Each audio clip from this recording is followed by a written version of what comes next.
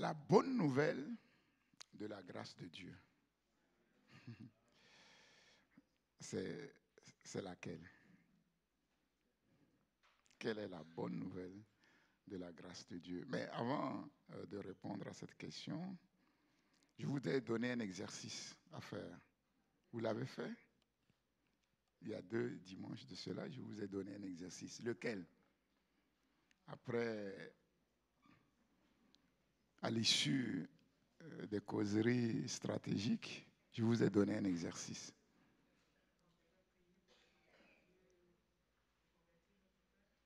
Non, pas tout à fait cela.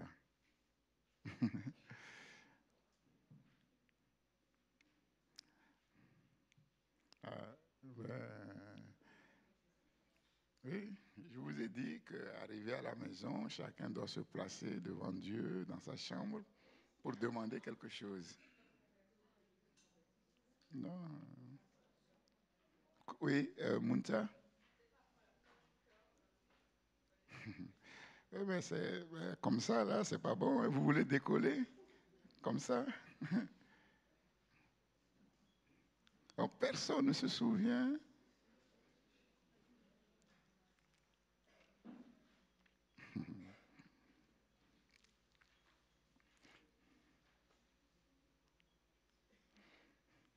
Vous devriez répondre à une question devant le Seigneur. Oui, Audrey. Comment? Non, pas ça. Voilà. Est-ce que vous pouvez dire en toute sincérité devant Dieu si vous êtes prêt à tout pour Dieu?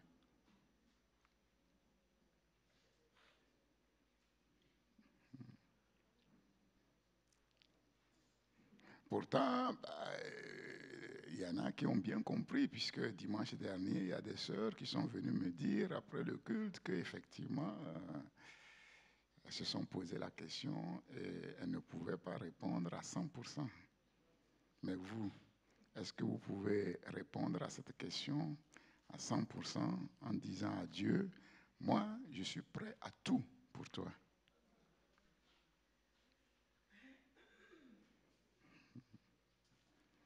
Donc, vous voyez, c'est pas évident.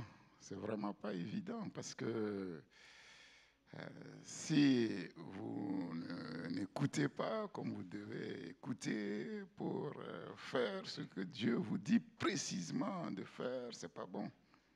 C'est pas bon. Les choses de Dieu, c'est pas comme ça, hein, non, c'est carré, c'est très très carré. C'est pas de la rigolade, hein, c'est pas un truc, c'est pas quelque chose, un truc avec lequel on peut s'amuser. Non, non, c'est très carré. Comme vous le savez, la parole de Dieu, elle est carrée, elle est carrée. C'est ça. Parce que en fait, on parle de la foi du cœur, on parle de la conversion du cœur. En vérité, ça veut dire quoi? Quelqu'un qui a la foi du cœur, quelqu'un qui s'est converti de la conversion du cœur, c'est tout simplement quelqu'un qui est prêt à tout pour Dieu, parce que son cœur a été touché, toutes les composants de son cœur touchés, et tout son cœur est engagé pour Dieu. C'est ça.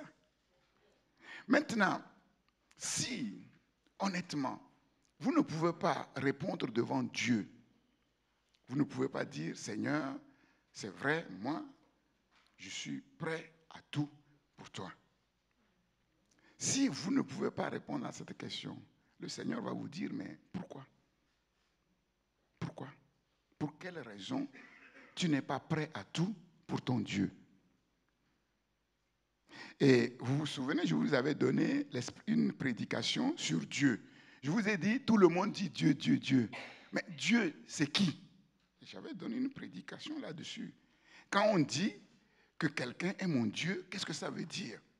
Ça veut simplement dire, quand on fait de quelqu'un son Dieu, ça veut dire que nous, on s'efface complètement et on est prêt à tout pour lui.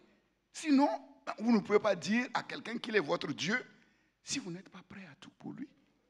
C'est impossible que Dieu soit votre Dieu si vous n'êtes pas prêt à tout.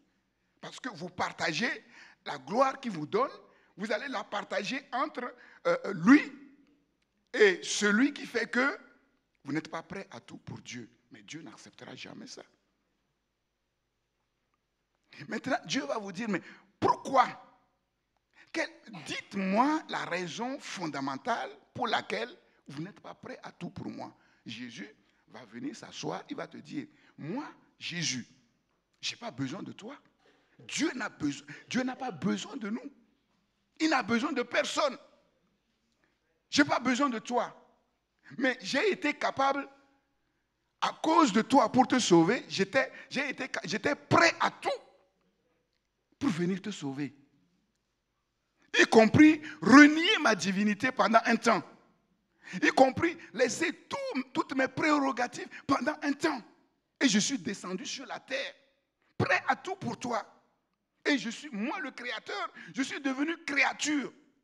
Et je me suis laissé abaisser. On a craché sur moi. Nu, on m'a tué à ta place. J'ai été prêt à tout pour toi. Mais toi, pourquoi, explique-moi, pourquoi moi, Dieu, je suis prêt à tout pour toi, et toi, un être humain, tu n'es pas prêt à tout pour moi? Explique-moi ça.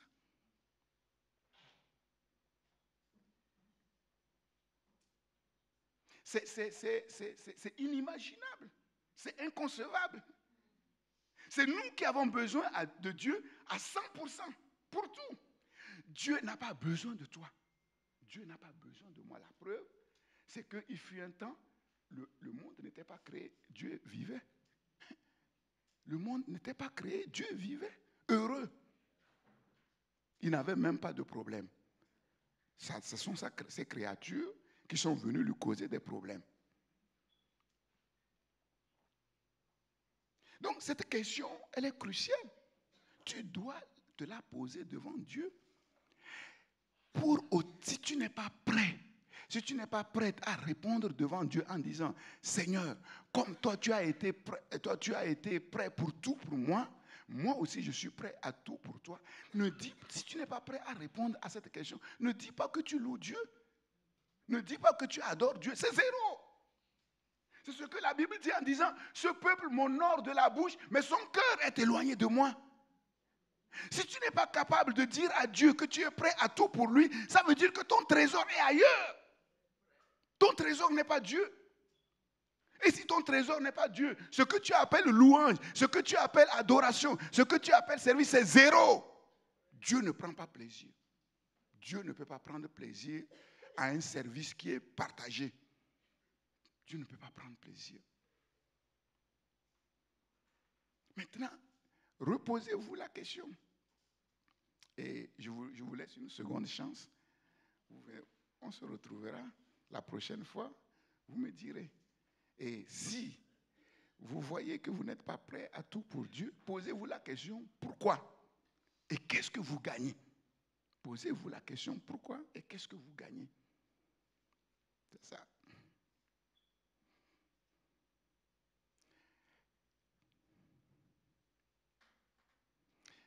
La deuxième question. J'ai fini par une phrase. Laquelle?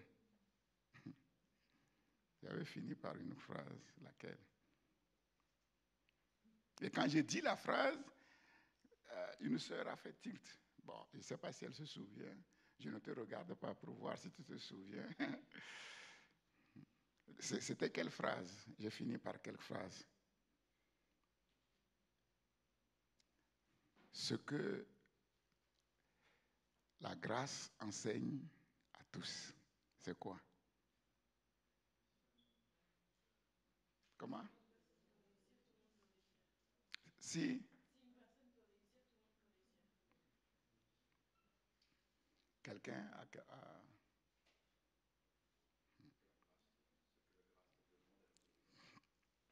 C'est ça. Bon, Sarah, elle, normalement, tu ne devais pas répondre. Parce que notre groupe de proximité, on en a parlé un peu. J'ai terminé en disant, si sur la terre, il y a un seul qui peut réussir avec Dieu, ça veut dire que tous peuvent réussir. Et c'est ce que la grâce nous enseigne. C'est ça. Si un peut réussir avec Dieu, réussir, ce n'est pas avoir ceci ou avoir cela. Réussir, c'est bien vivre sur la terre. C'est-à-dire, sur le plan affectif, bien se marier, sur le plan professionnel, avoir le travail que Dieu a préparé pour nous, et sur le plan spirituel, servir Dieu selon son appel et sa vocation. C'est ça, réussir sa vie. Si un seul peut réussir avec Dieu, ça veut dire que tous peuvent réussir. Maintenant, pourquoi? Pourquoi cela?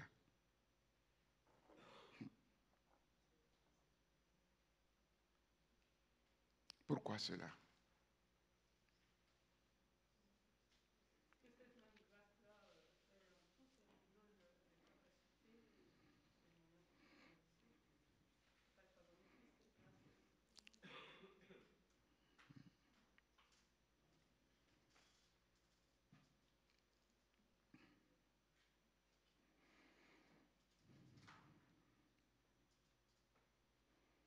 Si quelqu'un, une personne peut réussir avec Dieu, quel est le secret de la réussite avec Dieu?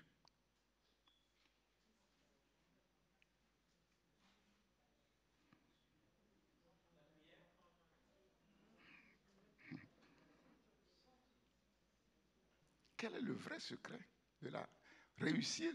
Je dis réussir avec Dieu. Quel est le vrai secret pour réussir avec Dieu?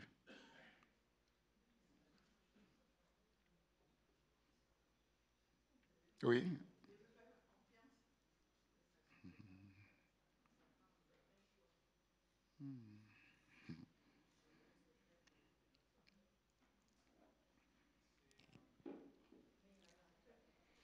Oui. C'est de comprendre le principe, le fonctionnement de la grâce. Réussir avec Dieu est possible si nous vivons et nous marchons sous la grâce de Dieu. C'est tout. La confiance vient de quoi? La confiance vient de quoi? De la grâce. La foi vient de quoi? La grâce. L'amour vient de quoi? La grâce. La persévérance vient de quoi? La grâce. Et comme on a vu, tout est grâce. Tout est grâce et sa grâce nous suffit. La bonne nouvelle de la grâce de Dieu, c'est cela. Si un seul peut réussir avec Dieu, tous peuvent réussir avec Dieu. Moi, je peux réussir avec Dieu. Toi, tu peux réussir avec Dieu. C'est ça, la bonne nouvelle de la grâce de notre Seigneur Jésus-Christ. Tous. Maintenant, dans la Bible, est-ce que vous voyez des personnes qui ont réussi avec Dieu? Ils sont combien? Ils sont combien?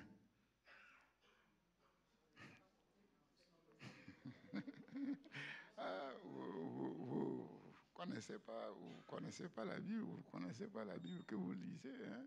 Il y a des choses qui doivent sauter aux yeux parce que là, nous sommes en train de travailler pour décoller, c'est-à-dire pour faire de vous des champions.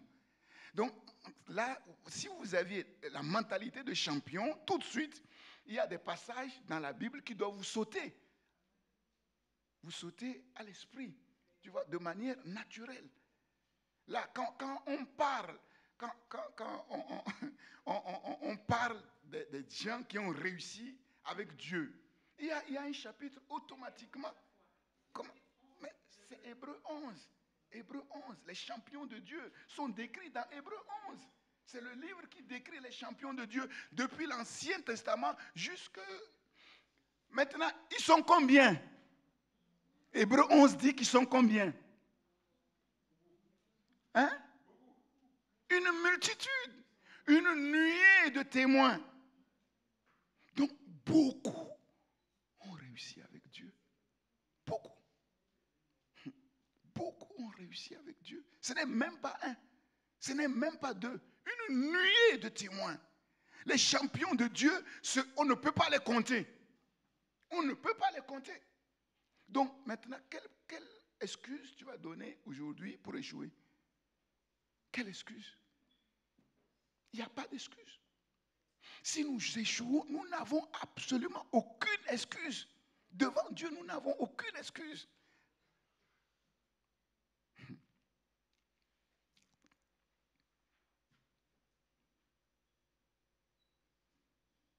Maintenant,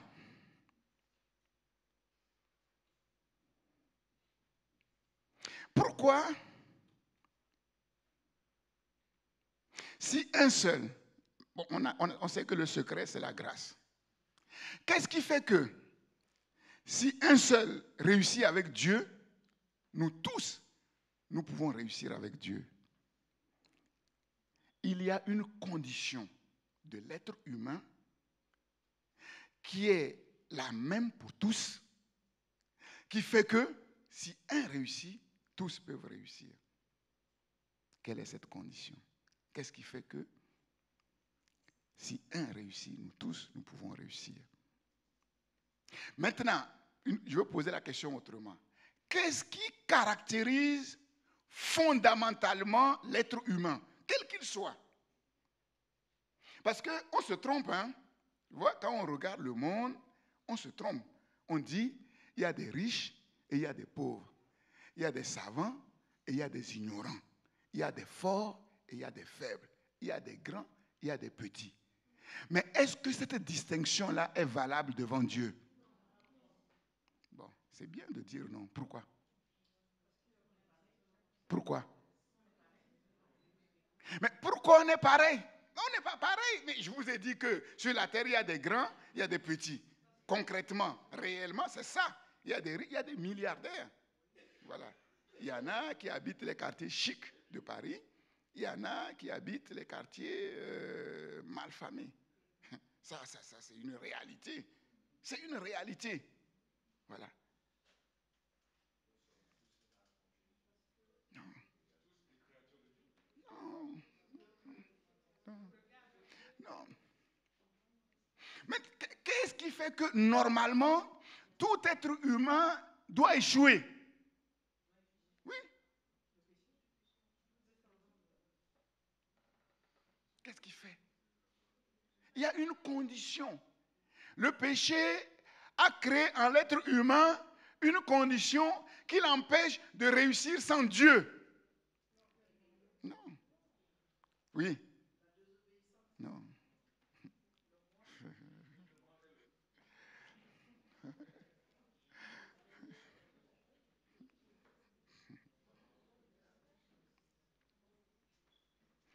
C'est ça qu'on ne voit pas.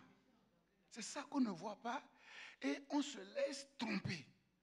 On se laisse tromper. Et donc, on a l'impression qu'il y en a qui sont nés pour réussir et il y en a qui sont nés pour échouer. C'est faux. On est tous nés pour échouer. On est tous nés pour échouer. Et qu'est-ce qui fait qu'on est tous nés pour échouer? Quelle est cette condition que le péché a créée dans tout être humain qui fait que sans Dieu, il ne peut que échouer? Comment on peut le caractériser? Oh. Un mot ou deux mots. Le péché, quelle est la condition que le péché a amenée en l'être humain? Non. Non, tout ça, on est en train de parler de la grâce. Il faut relier les choses. Tu vois? Vous ne reliez pas les choses. Parce que vous ne vous asseyez pas pour réfléchir sur ces choses-là. Vous ne prenez pas du recul sur ces choses pour réfléchir sur ces choses et relier les choses. Si vous reliez les choses, mais ça va devenir clair.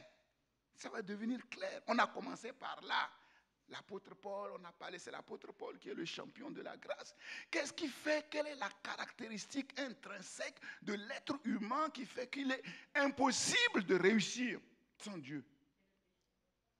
Le péché a créé une condition en l'être humain qui fait qu'il ne peut pas réussir sans Dieu. Quelle est cette condition? La Bible en parle. Par rapport à la grâce, la Bible en parle. Non. l'être humain est devenu fondamentalement faible. La faiblesse de l'être humain. Quand je suis faible, c'est alors que je suis fort. L'être humain, quel qu'il soit, est faible. C'est ça la condition de l'être humain.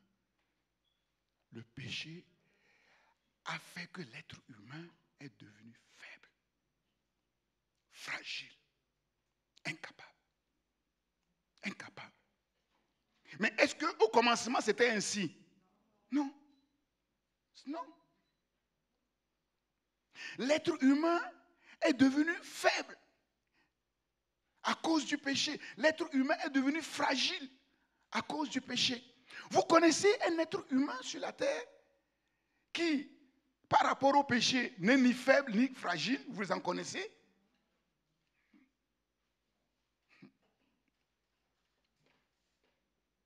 Et la bonne nouvelle qui fait que si un peut réussir, tous peuvent réussir. Les êtres humains, ils sont tous faibles et donc tous échecs. Personne ne peut réussir. Mais qu'est-ce qui fait qu'un être humain, malgré sa faiblesse, peut réussir avec Dieu? Qu'est-ce qui fait ça? Non, ne répondez pas vaguement, globalement. Qu'est-ce qui fait que... Il y a dans la parole de Dieu, j'ai déjà parlé de ça. Qu'est-ce qui fait que, malgré sa faiblesse, l'être humain peut réussir avec Dieu? Et qui fait que, si un peut réussir avec Dieu, tous peuvent réussir. Qu'est-ce qui fait ça?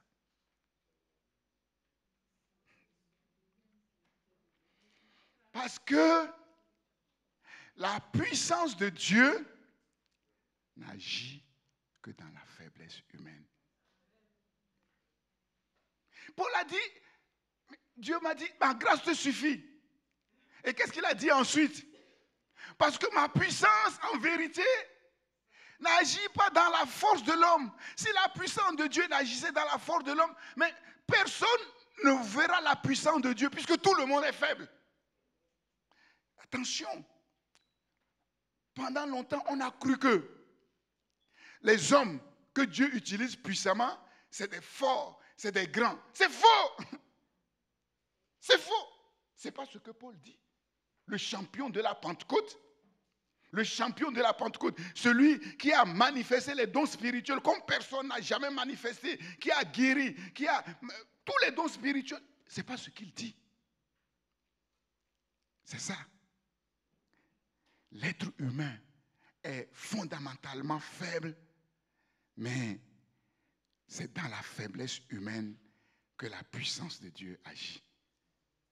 Mais puisque l'être humain est fondamentalement faible et c'est dans la faiblesse que la puissance de Dieu agit, mais pourquoi maintenant, alors que tous les êtres humains sont faibles, la puissance de Dieu n'agit pas en tous les êtres humains? Pourquoi?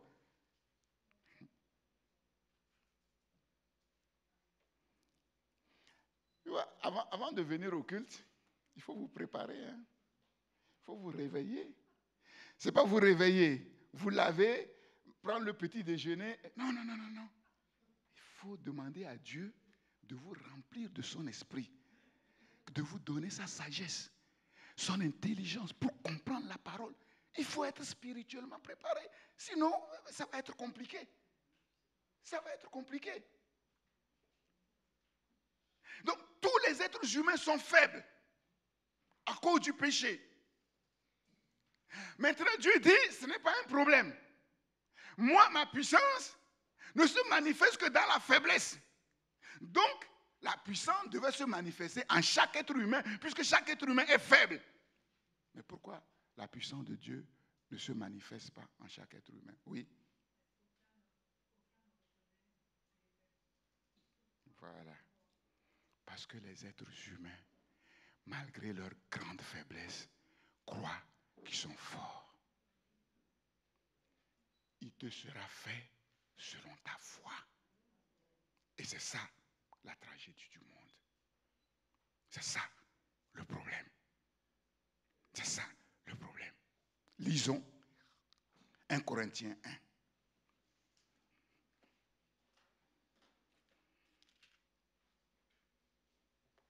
1. 1 Corinthiens 1, verset 17.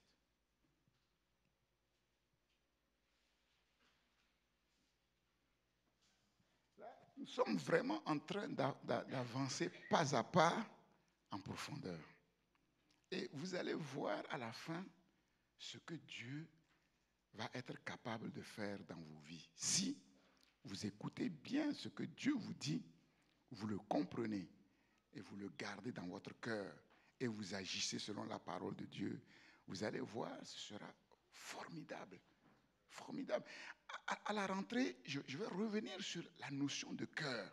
Je vais revenir sur la notion de cœur. Vous allez voir que toutes les prédications que je vous donne là, moi je vous le dis, allez sur Internet, écoutez tous les... Vous ne verrez pas ces enseignements sur les réseaux sociaux.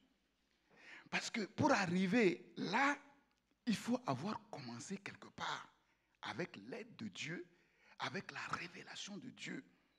C'est ça. Et on est en train de voir que Dieu est en train de faire progressivement une œuvre en profondeur. Et le temps viendra où, de la même manière qu'on a commencé à être un peu étonné à l'Assemblée générale par rapport à comment Dieu nous a donné de voir sa gloire dans les dîmes et les offrandes, là ce ne sera plus les dîmes. Là ça commence par le matériel et ensuite ça vient sur l'homme. Et quand l'homme est touché, vous allez voir, c'est fini. C'est fini. C'est ça, c'est fini. Donc faites attention à ce que vous entendez, comment vous écoutez et ce que vous faites de cette parole que vous entendez. 1 Corinthiens 1, 17. Ce n'est pas pour baptiser que Christ m'a envoyé. C'est pour annoncer l'évangile. Et cela sans la sagesse du langage. Afin que la croix du Christ ne soit pas rendue vaine. Donc, là, Paul commence à dire, attention, le bon prédicateur de la parole de Dieu, ce n'est pas quelqu'un qui parle bien, avec une grande éloquence, une grande sagesse. Paul dit, je refuse d'entrer dans ces choses, parce que ce sont là des valeurs et des critères humains qui annulent toute la puissance de la croix. Toute la puissance de la croix. Afin que la croix du Christ ne soit pas rendue vaine. Pour que la croix du Christ soit puissante, il faut simplement annoncer la vérité qui concerne la croix du Seigneur Jésus. Même si tu dis cette vérité en parlant doucement, en bégayant, cette vérité va faire éclater la gloire de Dieu. C'est ça. Car la prédication de la croix est une folie pour ceux qui périssent. Mais pour nous qui sommes sauvés, elle est une puissance de Dieu. Aussi est-il écrit, je détruirai la sagesse des sages. Je rendrai nulle l'intelligence des intelligents. Donc Dieu est en train de dire que la sagesse du monde des hommes, c'est zéro. Ce qu'on appelle intelligence là, où les gens se vantent de leur grand savoir, Dieu dit c'est zéro. Où est le sage? Où est le scribe? Quel sage sur la terre, quel savant sur la terre a pu amener quelqu'un à Dieu? Personne. Jusqu'à la venue du Christ. Où est le raisonneur de ce siècle? Dieu n'a-t-il pas convaincu de folie la sagesse du monde? Puisque le monde, avec sa sagesse, n'a point connu Dieu, il a plu à Dieu, dans sa sagesse, de sauver les croyants par la folie de la prédication. Les Juifs demandent des miracles et les Grecs cherchent la sagesse. Nous prêchons le Christ crucifié. Scandale pour les Juifs et folie pour les païens. Mais puissance de Dieu et sagesse de Dieu pour ceux qui sont appelés, tant Juifs que Grecs. Car la folie de Dieu est plus sage que les hommes. Et la faiblesse de Dieu est plus forte que les hommes. Mais c'est incroyable.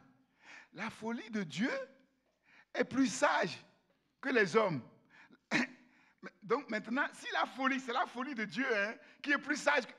Et la sagesse de Dieu alors, comment elle sera?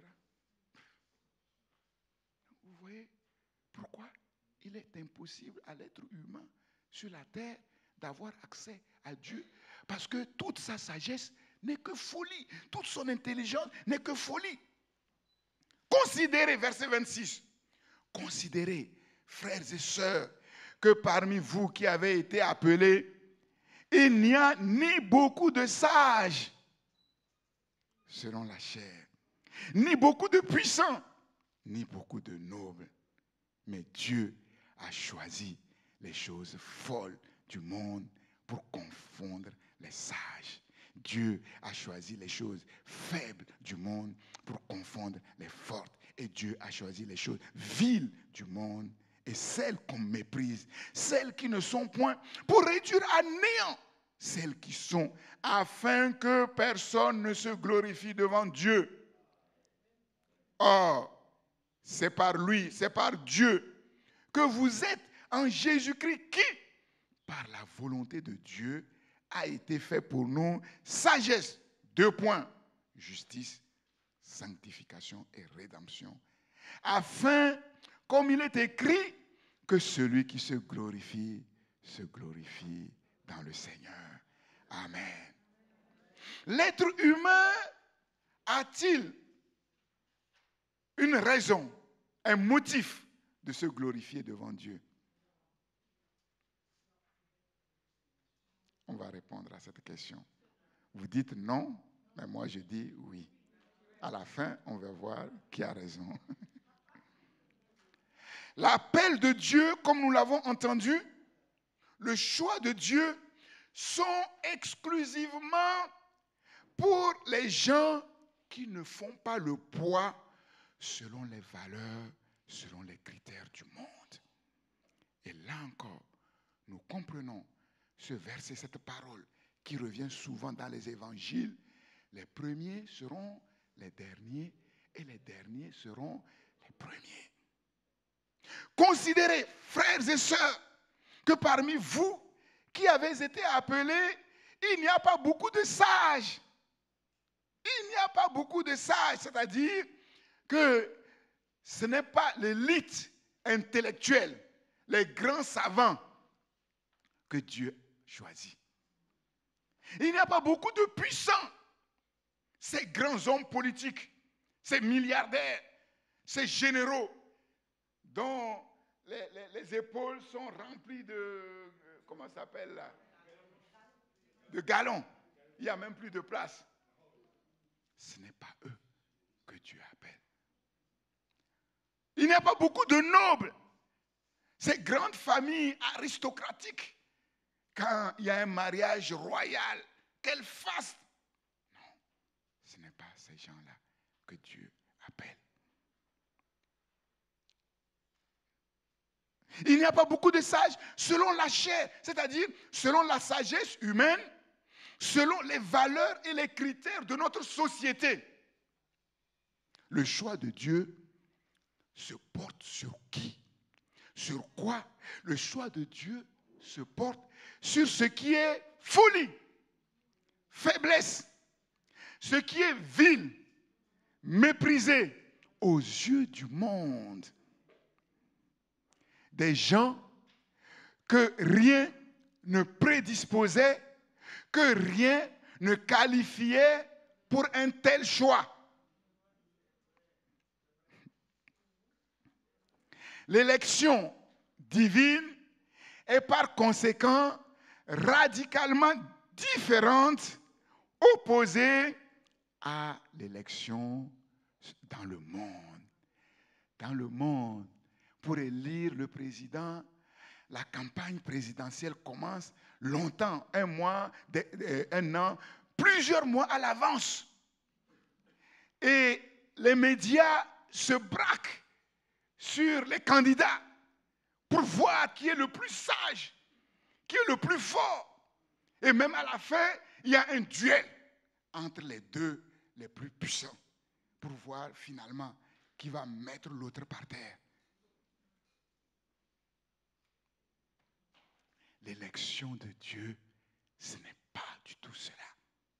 Dieu n'est pas en train de chercher l'homme le plus sage, la femme la plus sage. Dieu ne promène pas des regards pour chercher l'homme le plus fort, le plus puissant. Non. L'élection divine renverse complètement les valeurs du monde. Dieu se sert des tout petits, des moins considérés, pour confondre ceux qui se croient sages, forts, puissants, riches. Mais est-ce à dire que tous ceux qui sont forts, tous ceux qui sont sages, tous ceux qui sont riches, tous ceux qui sont puissants sont rejetés?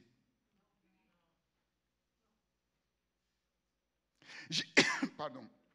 Jésus a dit, il est plus facile à un chameau de passer par le trou d'une aiguille qu'à un riche d'entrer dans le royaume des cieux.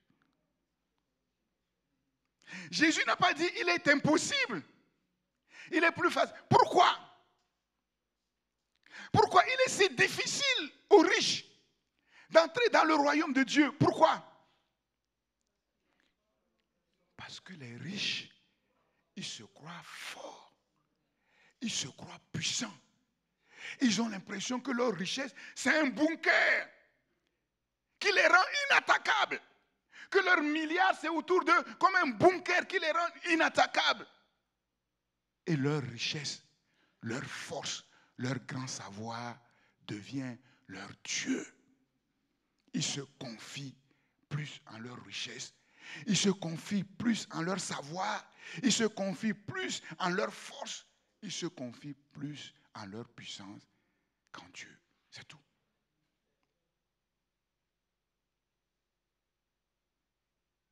Maintenant, s'il est possible à un riche, à un grand, à un puissant, à un sage d'entrer dans le royaume de Dieu, mais est-ce que ce n'est pas contradictoire? Puisque Dieu dit qu'il a choisi les petits. Et comment ce riche, ce puissant, ce fort peut entrer dans le royaume de Dieu? Comment? En devenant petit. Vous connaissez un exemple? C'est Moïse, qui était puissant, qui était fort, qui était riche, qui était un savant. Moïse est devenu un petit. Il est devenu un petit. Et quand on devient petit, à cause du royaume de Dieu, qu'est-ce que Dieu fait ensuite? Quand on devient petit à nos yeux, à cause du royaume de Dieu, devant Dieu, c'est là que Dieu nous fait grands. Et c'est là qu'on devient véritablement grand, riche, puissant.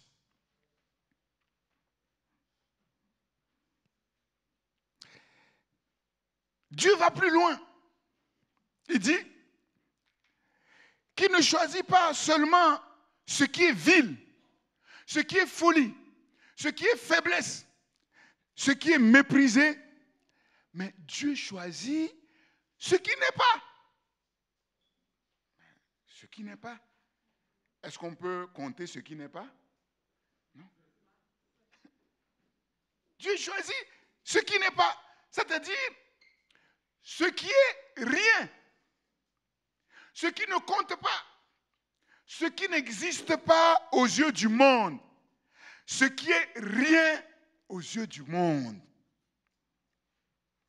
Et c'est ce rien qui, dans les mains de Dieu, réduit à rien ce qui est et fait éclater toute la gloire de Dieu.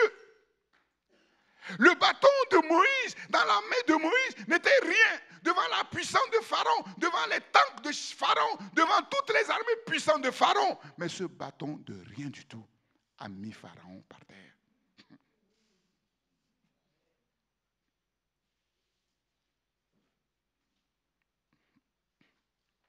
Là, c'est véritablement incroyable. Dieu dit qu'il se sert de rien pour faire éclater sa gloire. Ça ne vous rappelle rien? Ça ne vous rappelle rien? Ça vous rappelle quoi? Non.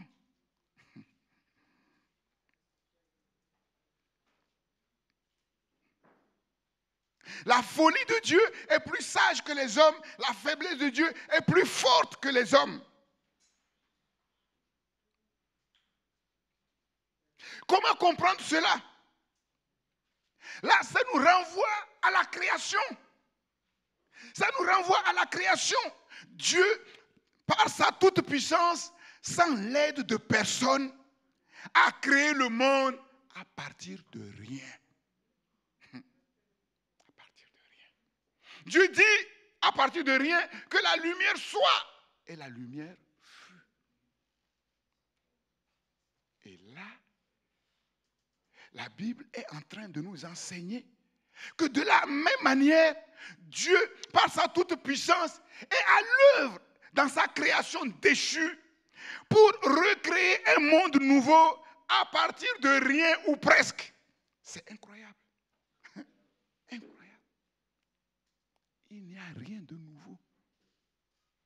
Il n'y a rien de nouveau. Parce que les hommes que Dieu a créés pour pouvoir gouverner le monde, à cause de leur désobéissance, à cause du péché, sont devenus rien.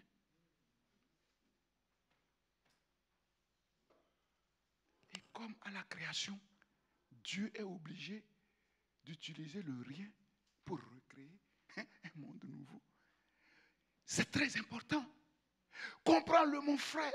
Dieu n'a pas besoin de toi. Dieu n'a besoin de personne. De la même manière qu'avant de nous créer, au début, on n'était pas là. Il n'a eu besoin de personne. Maintenant qu'il nous a créés, il n'a toujours besoin de personne.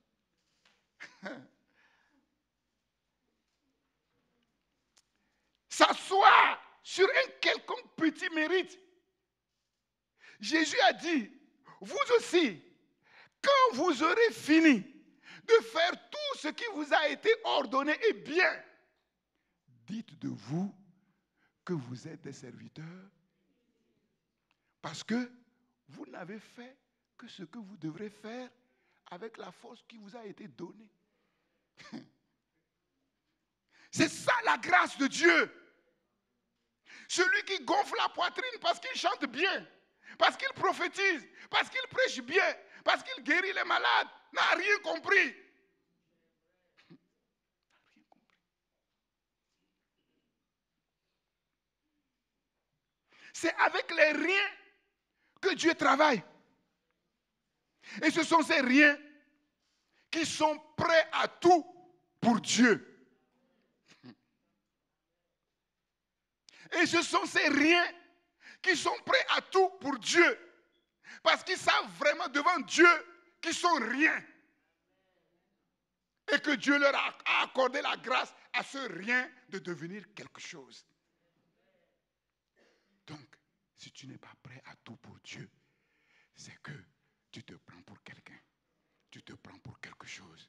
Et à cause de cela, Dieu ne peut rien faire. Parce que c'est avec les riens que Dieu travaille.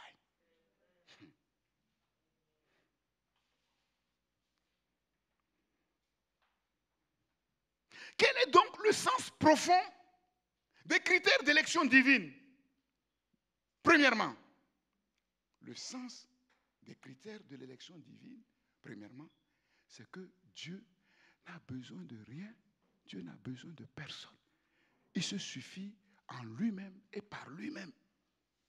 Deuxièmement, c'est afin que personne ne se glorifie devant Dieu. Afin que personne ne se glorifie devant Dieu.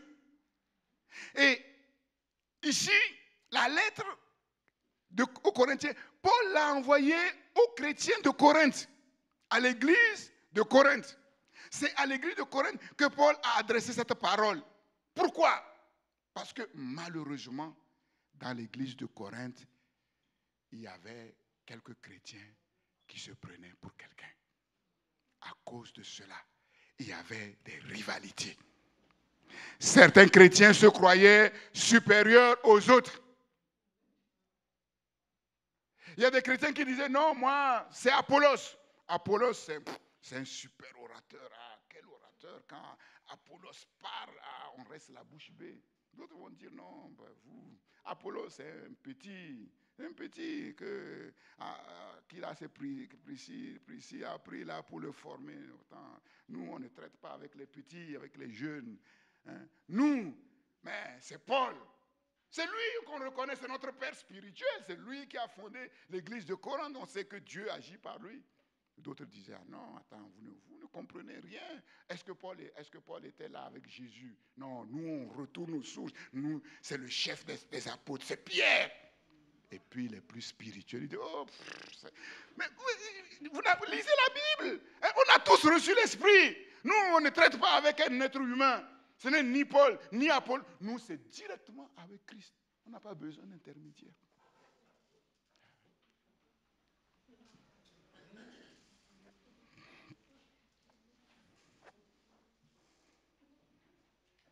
Leur moi n'avait pas lâché totalement prise devant le Seigneur.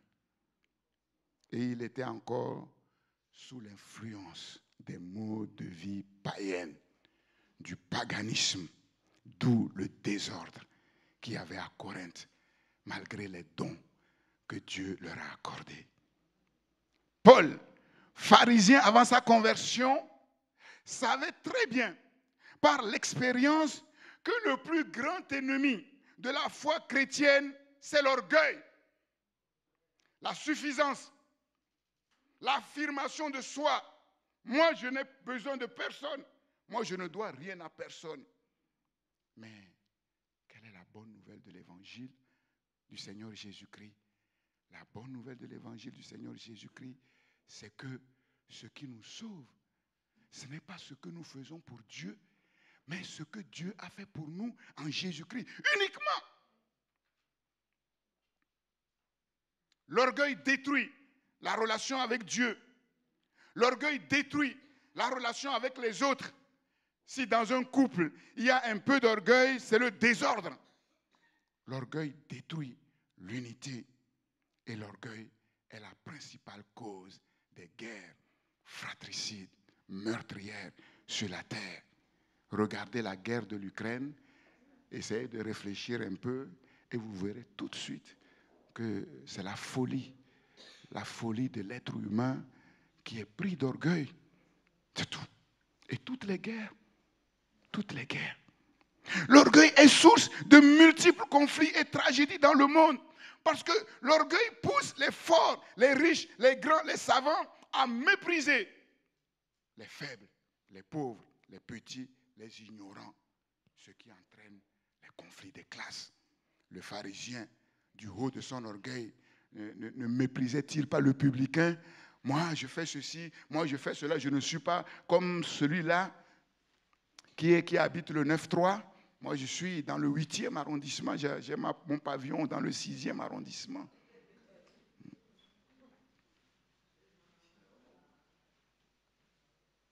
L'être humain a-t-il une raison, un motif de se glorifier? Vous avez dit non. Il n'y a que les imbéciles qui ne changent pas d'avis. Donc là, je prêche à des gens sages, à des gens intelligents. Alors, je repose ma question. L'être humain a-t-il une raison, un motif de se glorifier devant Dieu? Si oui, pourquoi?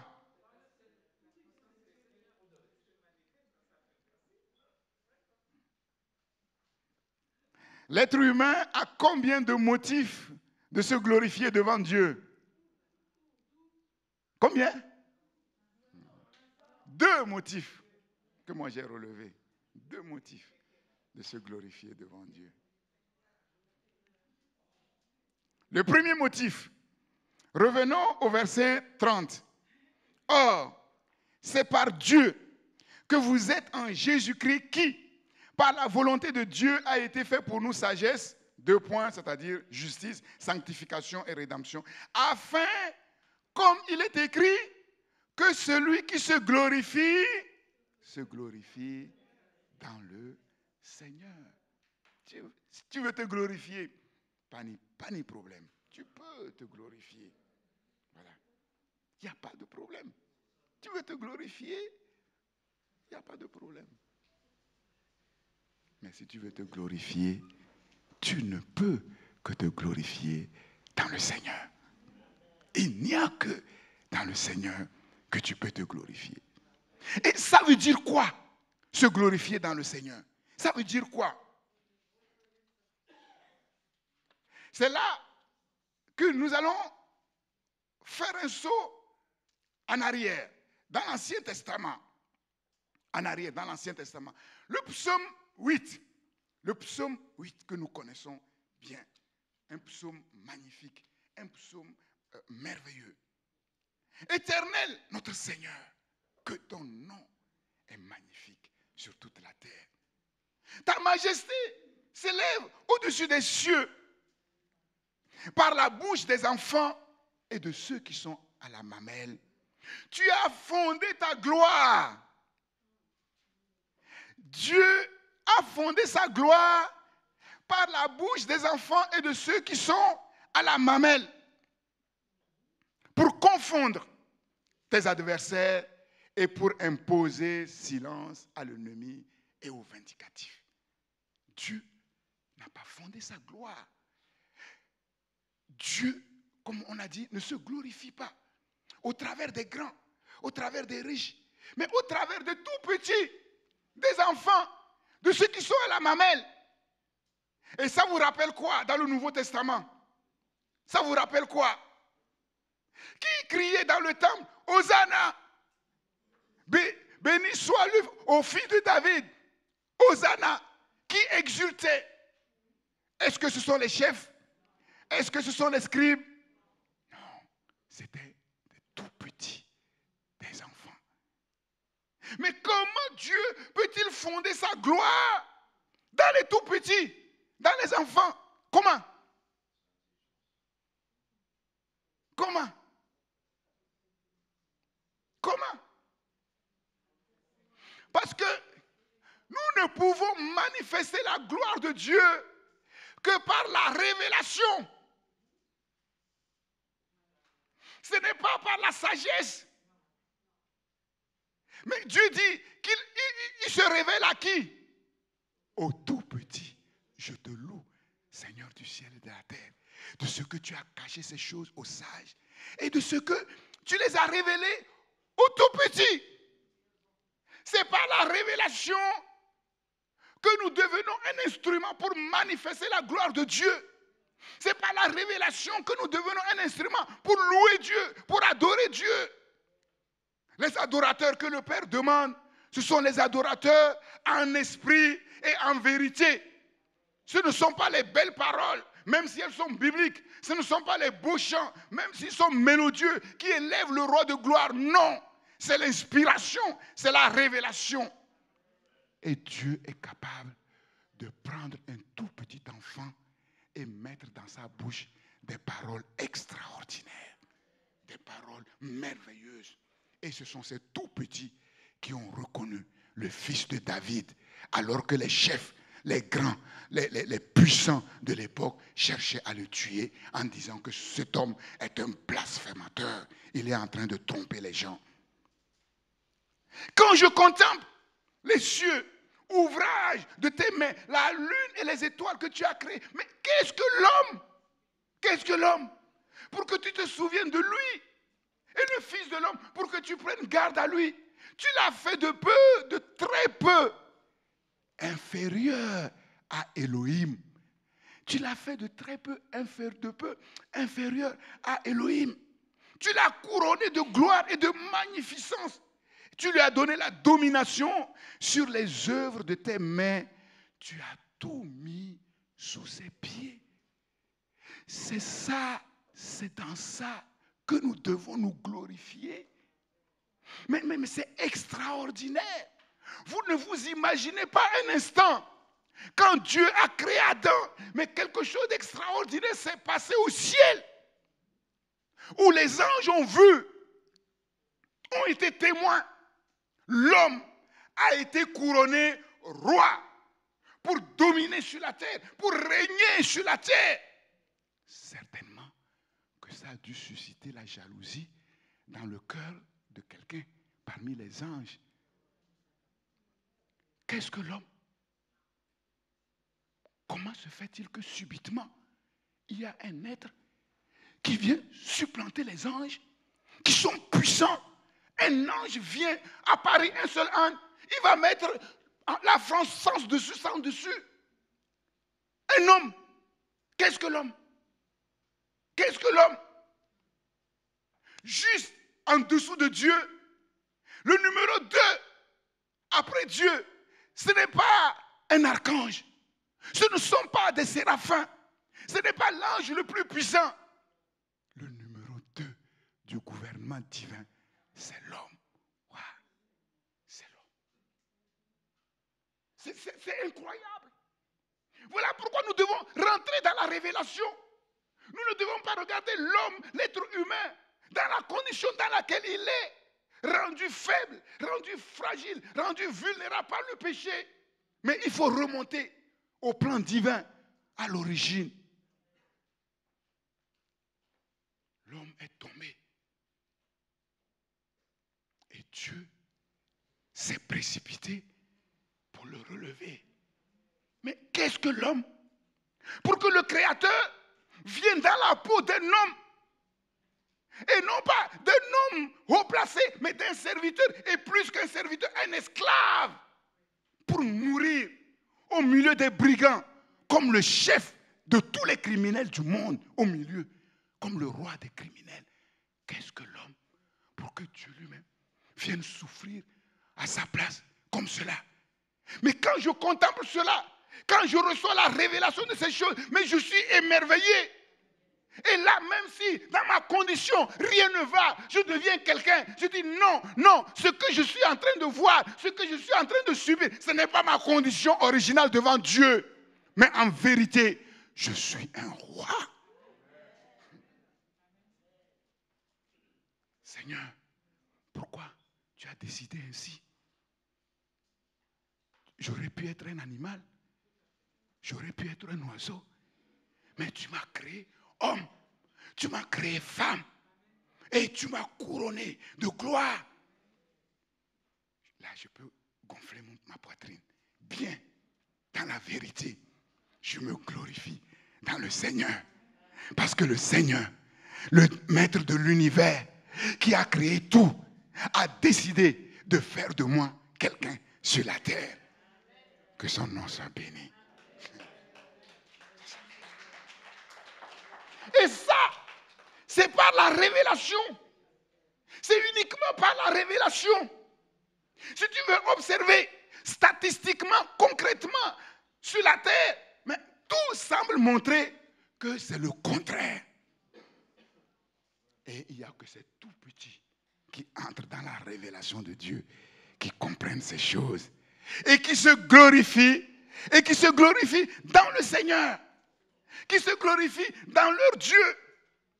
Et quand nous comprenons ces choses, mais on se dit, mais qu'est-ce qui va me retenir à tout donner pour ce Dieu-là, qui m'a donné tout, même au-delà, infiniment au-delà. Et ce que nous sommes en train de dire est sur le point de se réaliser. Les jours viennent, et ce jour n'est pas encore loin, où, vous savez, il y a un roi qui n'a pas été encore couronné. C'est qui? Il y a un roi qui n'a pas été... C'est Jésus. Jésus n'est pas couronné encore. Il est le roi des rois. Est-ce qu'il est le roi des rois? Est-ce qu'il est le Seigneur des seigneurs? Mais est-ce qu'il a été couronné sur la terre? Ça veut dire quoi? Mais toi aussi, tu es roi, tu es reine, mais tu n'es pas encore couronné. Parce qu'il faut attendre que le roi des rois, le Seigneur des seigneurs, soit sur la terre, couronné comme il a été couronné au ciel. Et ensuite, toi aussi, tu auras ta couronne sur la tête. Et de même que les hommes veuillent ou qu'ils ne veuillent pas, un jour, Jésus, le roi des rois, le Seigneur des seigneurs, sera bel et bien couronné sur la terre. De la même manière, un jour aussi, toi aussi, tu seras couronné roi. C'est ça.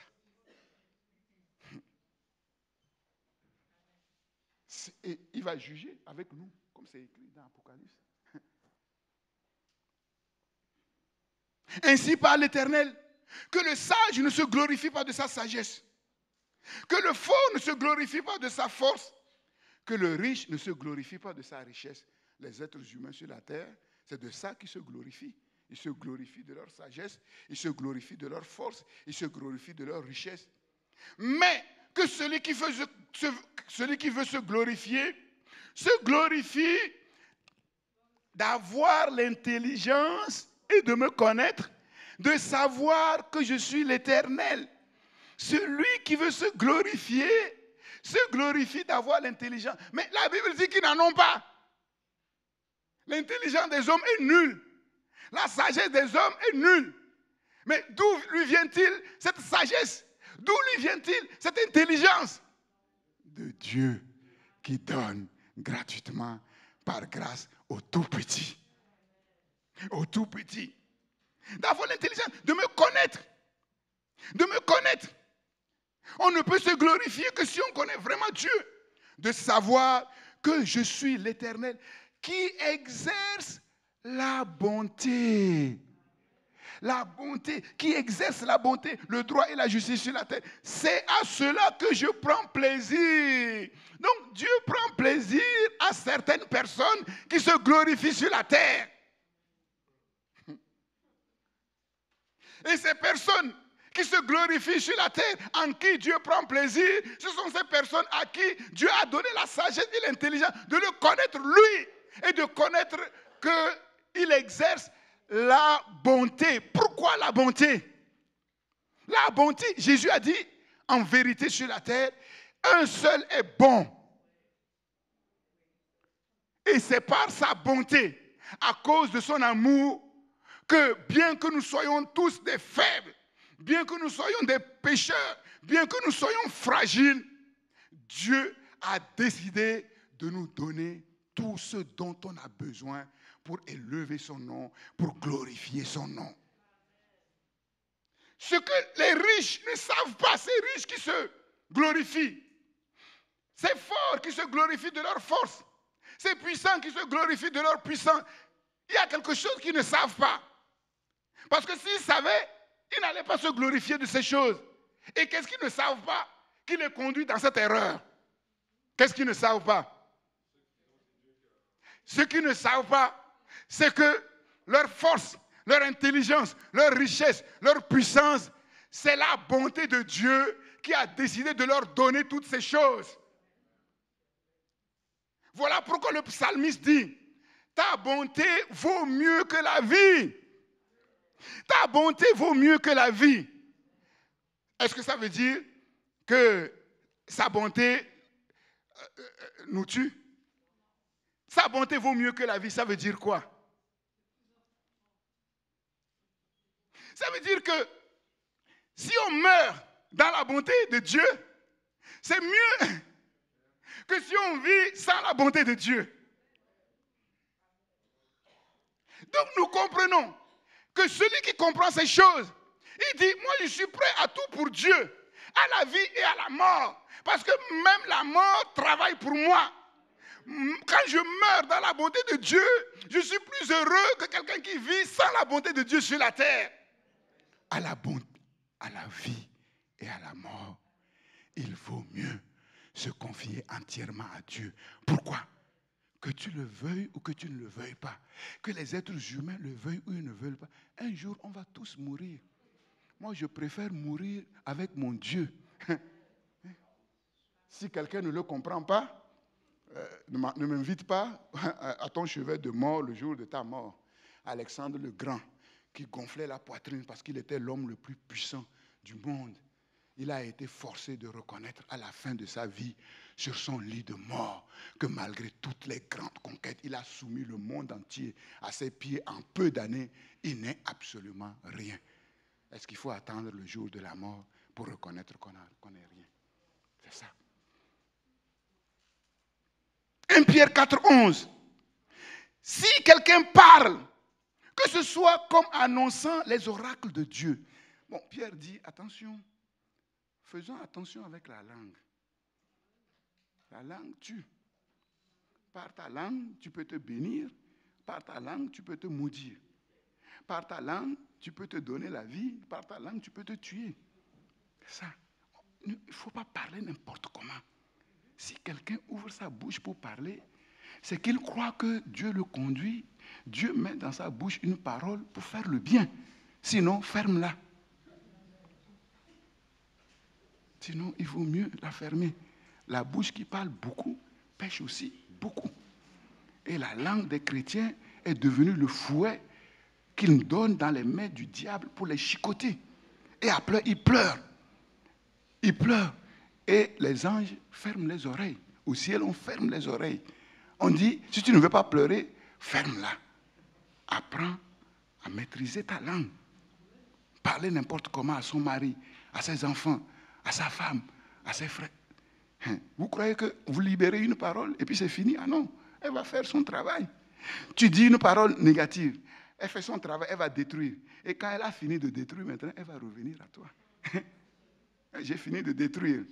Maintenant, la Bible dit que quand Dieu envoie une parole sur terre, elle ne revient pas à lui sans avoir accompli l'œuvre pour laquelle Dieu n'envoie pas le mal. Quand la parole revient, elle vient pour dire, Dieu, j'ai accompli l'œuvre bonne que tu m'as envoyé d'accomplir. Mais si toi tu dis une parole mauvaise, cette parole, c'est la parole mauvaise qui va te revenir. Ce qu'un homme a semé, il le moissonnera aussi. Donc, Pierre dit, attention, que si quelqu'un parle, que ce soit comme annonçant les oracles de Dieu. Donc, si nous parlons de la part de Dieu et nous disons les secrets de Dieu, nous n'avons aucun mérite. C'est Dieu qui met ces paroles dans notre bouche. C'est Dieu qui nous donne la révélation. Si quelqu'un remplit un ministère, quel que soit le ministère, l'œuvre que tu as accomplie pour Dieu, si quelqu'un remplit un ministère, qu'il le remplisse selon la force que Dieu lui communique. C'est ce que j'ai dit tout à l'heure. Quand tu as fini de faire bien, très bien même, les gens ont acclamé. Ce qui t'a été ordonné, quand tu as fini, dis de toi-même que tu es un serviteur inutile.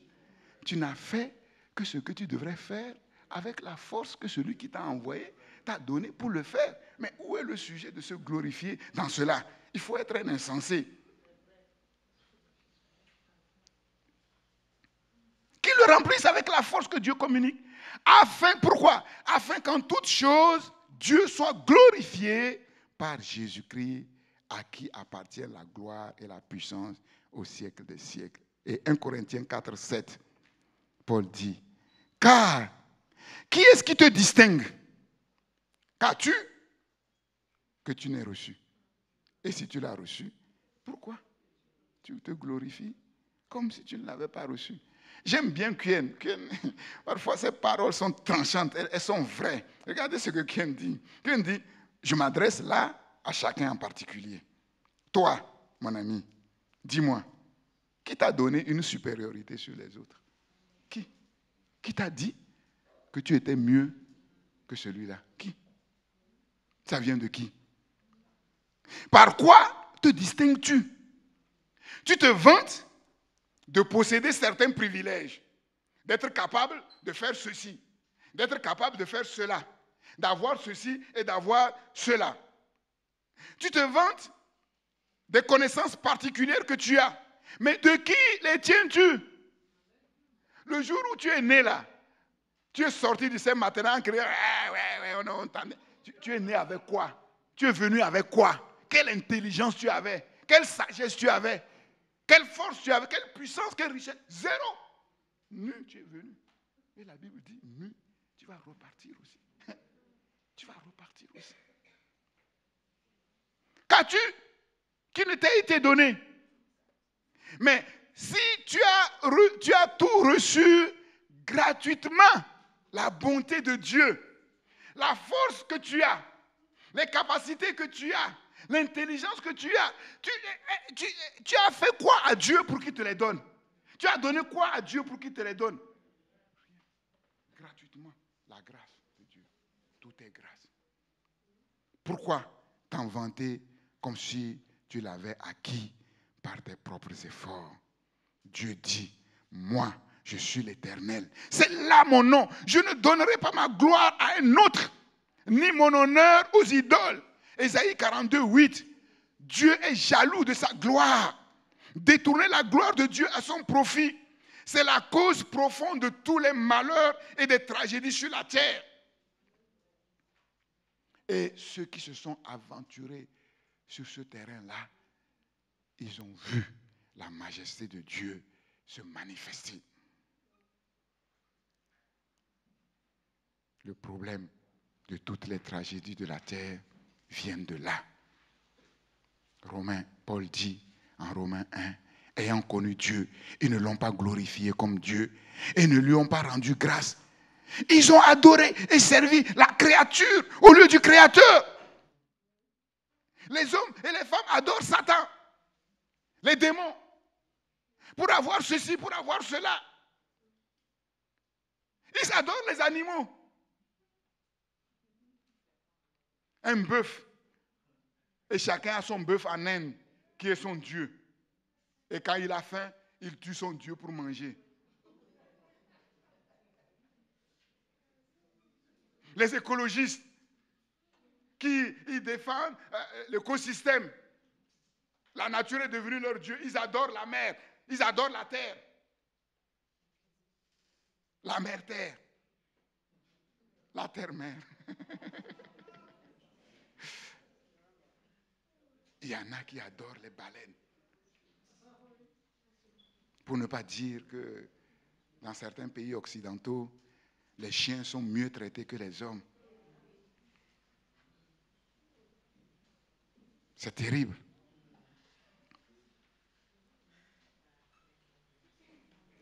Comment l'être humain peut-il détourner la gloire de Dieu à son profit?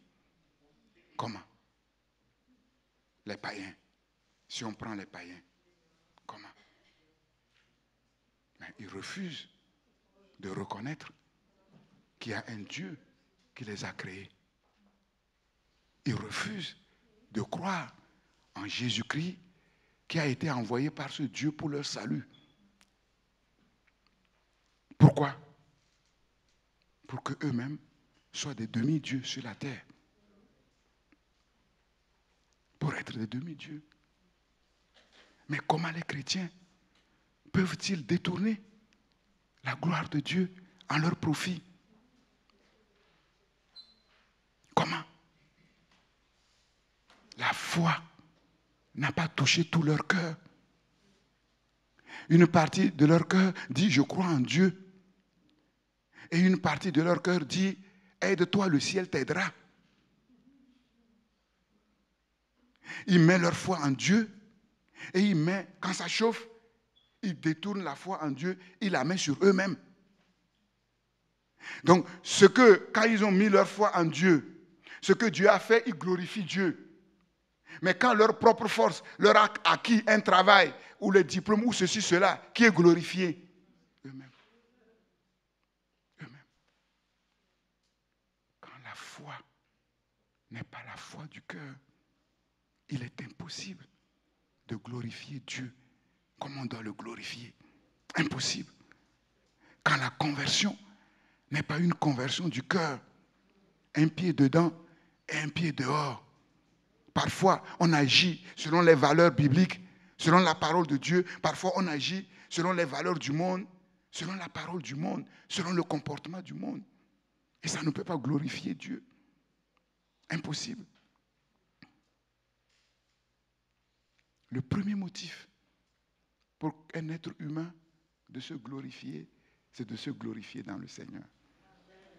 C'est tout. Et quand je me glorifie dans le Seigneur, cela veut dire que je connais Dieu et j'ai compris que lui seul, il est bon. Et tout ce que je peux avoir de bon vient uniquement de lui. Et j'ai compris que pour mon bien, il a été prêt à tout. y compris offrir le sacrifice le plus imaginable. Et je réponds à ce sacrifice en disant, moi aussi, je me dispose pour être prêt à tout pour ce Dieu. Lui seul est mon vrai bienfaiteur. Quel est le deuxième motif? Je vais terminer par là. Le deuxième motif,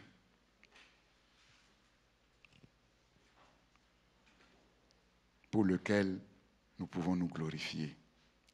Nous avons dit, c'est dans la faiblesse humaine que Dieu manifeste sa gloire. Quel est le deuxième? Là, je vous ai beaucoup aidé là. Quel est le deuxième motif? Comment? Voilà. 2 Corinthiens 11, 30. S'il faut se glorifier, oui, c'est de ma faiblesse que je me glorifierai. Alléluia. C'est de ma faiblesse que je me glorifierai. Tu as deux raisons, deux motifs de te glorifier. Te glorifier dans le Seigneur qui t'a si aimé, qui a décidé de faire de toi le couronnement de sa création et qui est prêt à tout pour toi. Et le deuxième motif, si je dois me glorifier, j'ai le droit de me glorifier, mais uniquement de mes faiblesses. Nous nous glorifions de notre faiblesse. Parce que notre faiblesse n'est pas un motif de disqualification, mais au contraire. Notre faiblesse, c'est elle qui nous qualifie pour être les héros de Dieu. Quand je suis faible, c'est alors que je suis fort. Être conscient de notre faiblesse, être conscient de notre fragilité, c'est la condition de base pour recevoir la foi de Dieu qui touche tout notre cœur. Parce qu'on sait que par nous-mêmes, nous ne pouvons rien faire. Nous avons décidé de mettre totalement notre foi en celui qui peut tout faire pour nous. Qui peut tout faire pour nous. Qui est fort? Qui est puissant? Qui est riche? Qui est noble? Qui est sage? Qui? C'est Dieu. Dieu seul est fort, puissant, riche, noble, sage. Et c'est Dieu qui donne la force, la puissance, la richesse, la noblesse et la sagesse aux hommes. Force ou faiblesse, tout dépend du moi qui accepte ou qui refuse de céder totalement devant Dieu. La foi du cœur, quand elle prend place, amène le moi à lâcher entièrement prise devant Dieu. La conversion du cœur, c'est le moi qui se détourne radicalement de l'orgueil et de la convoitise, ces valeurs qui ont formaté le monde depuis la chute pour opposer l'homme à son Créateur. Alléluia. La bonne nouvelle pour nous ce matin, c'est que notre faiblesse n'est pas du tout un problème. Au contraire, notre faiblesse, c'est vraiment la condition qui permet à Dieu de faire éclater sa gloire dans nos vies. Et plus nous sommes faibles, plus la gloire de Dieu se manifeste, afin que nous puissions aller vers les nations, crier à tout le monde, je ne comprends pas ma faiblesse, ma fragilité, mais malgré cela, Dieu a fait de moi quelqu'un. Et quand je raconte mon témoignage, les autres se reconnaissent en moi et ils disent, ton Dieu, nous aussi, nous le voulons. Parce que nous aussi, nous reconnaissons que nous sommes faibles. Nous reconnaissons que nous sommes fragiles. Et maintenant, nous avons appris qu'il y a un Dieu au ciel qui ne se moque pas de nos faiblesses, qui ne se moque pas de notre fragilité, mais qui utilise notre faiblesse pour faire éclater sa gloire. Que le nom du Seigneur soit béni, qu'il soit glorifié. Seigneur,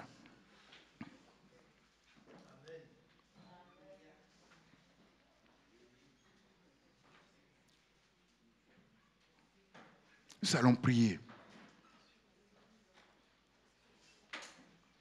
que la foi de Dieu, qui est vraie,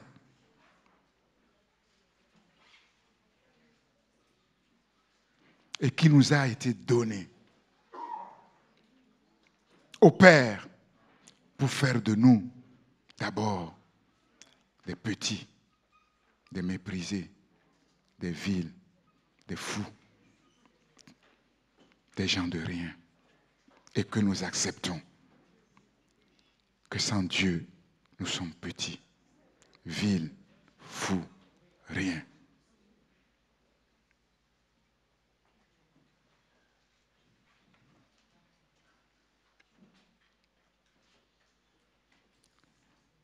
Qui est sage, qui est fort, qui est riche, qui est noble. Ceux qui se prétendent ainsi, allez les voir au jour de leur mort, sur leur lit de mort. Personne ne tient le même langage.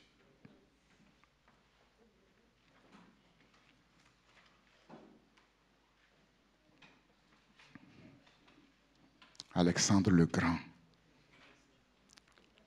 a dit que quand on va l'amener au tombeau pour l'enterrer, faire en sorte que ses mains nues sortent du cercueil et que tous ceux qui le voient que ses mains sont nues et que le héros proclame à tout le monde que le grand Alexandre le Grand est venu les mains vides dans le monde et il quitte le monde les mains vides.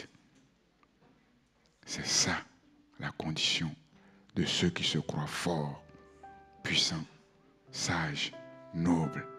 Un jour ou l'autre, ils se rendent à l'évidence. Seigneur, nous ne voulons pas jouer avec les choses de Dieu. Nous ne voulons pas être comme des enfants avec les choses de Dieu. Parce que c'est sérieux. C'est la vie du monde et de l'univers que tu as créé pour ta gloire. Et nous voulons tous, chacun pour sa part, nous attendre à toi pour recevoir la révélation de ce qu'est cette seule condition du salut, la foi du cœur qui permet à Dieu de recréer, non pas de rafistoler, non pas d'améliorer, mais de recréer cet homme nouveau qui est appelé à régner. Seigneur, et que, oui, l'Esprit de Dieu nous donne d'accueillir cette foi comme des petits, comme des vauriens, comme des faibles, comme des impuissants, des incapables, afin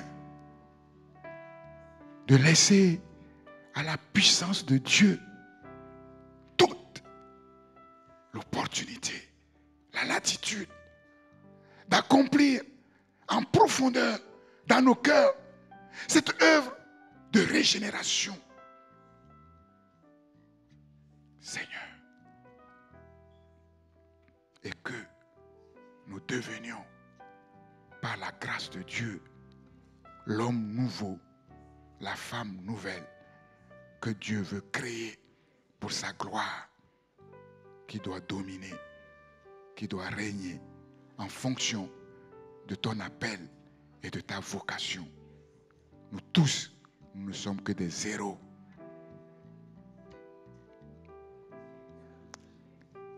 Et moi, je refuse de rester un zéro. Je refuse. Parce que ce sont ces zéros que Jésus est venu pour sauver.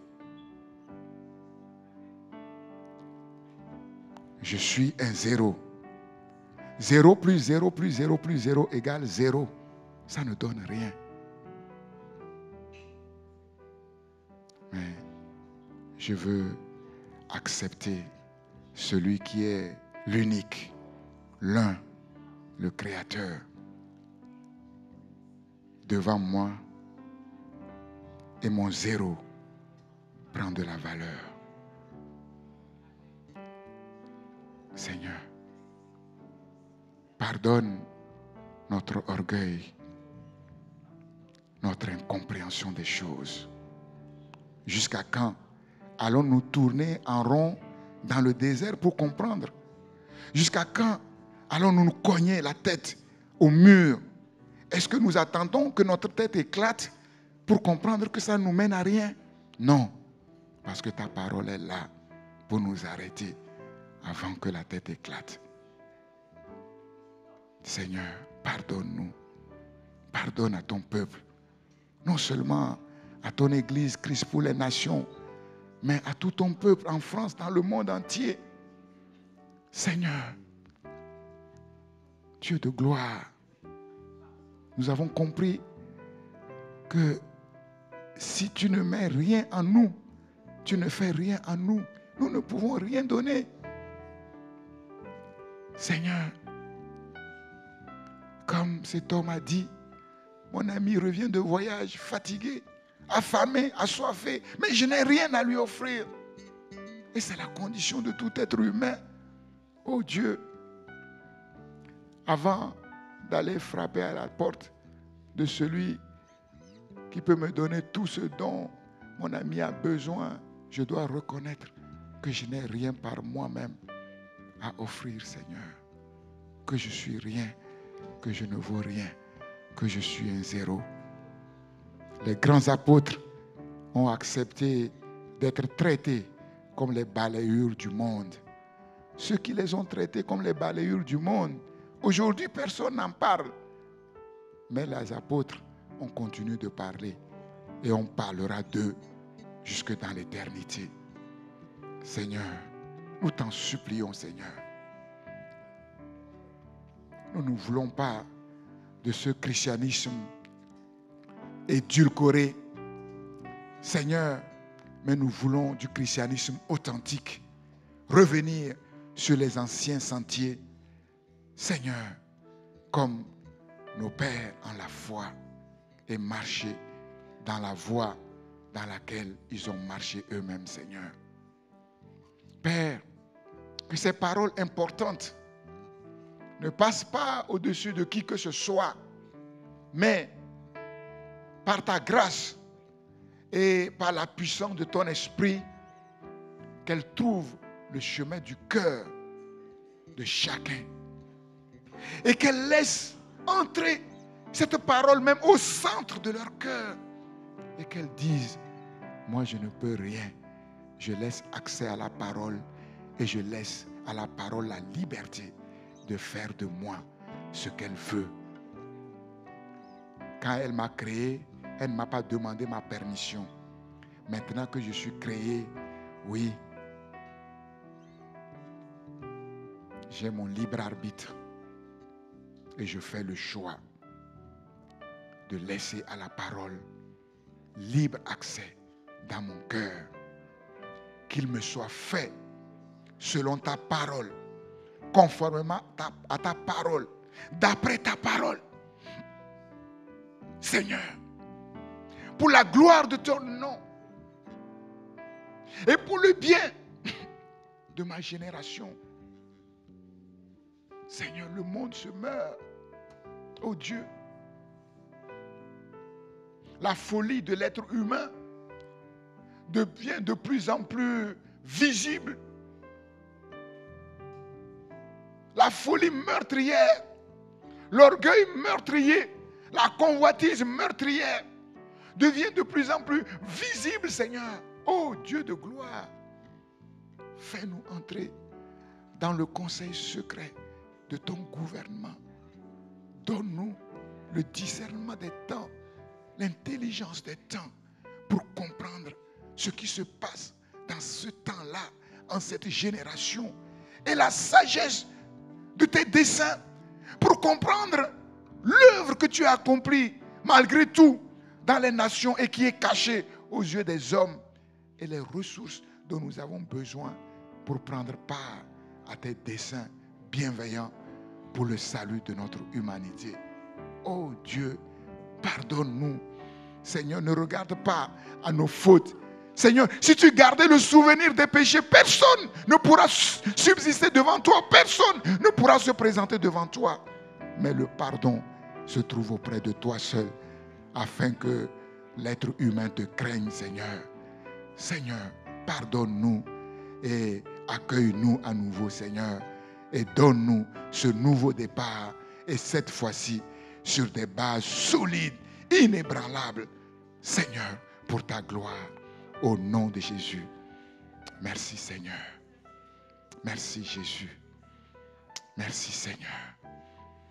Que ta parole, Seigneur, que tu as libérée pour faire de ces petits, de ces faibles, de ces pauvres, de ces ignorants, les grands, les forts, les puissants, les riches, les nobles, pour dominer, influencer pour le bien, s'accomplisse sur nos vies, comme tu l'as décrété, pour ta gloire. Merci pour ton élection, Seigneur, ô Dieu. Sois béni. Nous ne savons pas pourquoi tes yeux se sont portés sur nous, mais nous te remercions simplement de tout notre cœur à cause de Jésus-Christ et au nom de Jésus. Amen. Merci.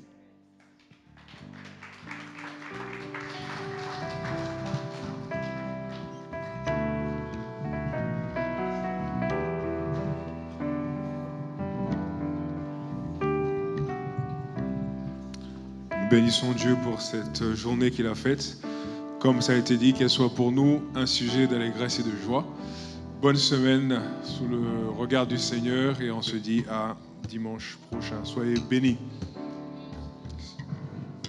La ligne est maintenant terminée. Merci à tous de nous avoir suivis. Vous pouvez nous suivre sur christpourlesnations.com. Nous vous souhaitons une excellente semaine. À dimanche prochain.